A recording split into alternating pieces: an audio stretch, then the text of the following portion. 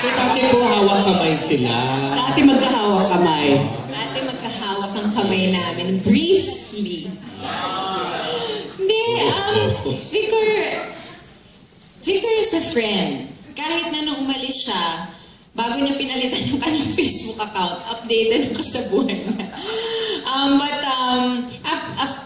Siguro after a few years, hindi ko na alam kung ano nangyari sa kanya. Tapos biglang isang araw, tumawag lang sa akin yung manager ko na si Noel Ferrer.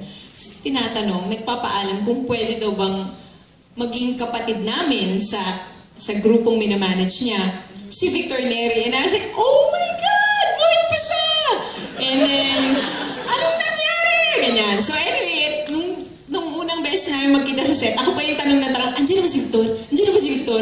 Kasi gusto kong makichismis anong nangyari sa buhay niya. And I'm so happy to see that he has found his center. Wow. And now he's very happy.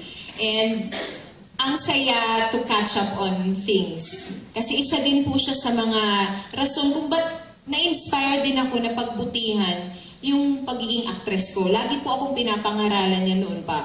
You want to be a good actress. Yan, ganyan, ganyan. Do this, do that. Please your director. Ganyan, ganyan. Dami pong tinuro sa akin. So, malaking parte po siya kung bakit pinag-igihan ko rin at marami po ako natutunan sa kanya. Kahit ilang buwan lang po ang aming pagsasama noon. Any reaction from Victor? Yeah, no comment. No, yeah, I'm also happy because I've known, siguro magkakilala kami ni Isa, 2002, 2003. Way back, and I've seen her grow, even though nandito pa ako na, as a performer, which what I think led us at the start anyway. I saw her dedication to her craft, and I like that. Because ako, I think a lot of you know naman, I'm more of about the work, about the craft, and about everything first and foremost. So yeah, I'm very happy, and I'm very shocked na napapanood ko na ngayon. I saw her perform. She's, I think, one of the gifted actresses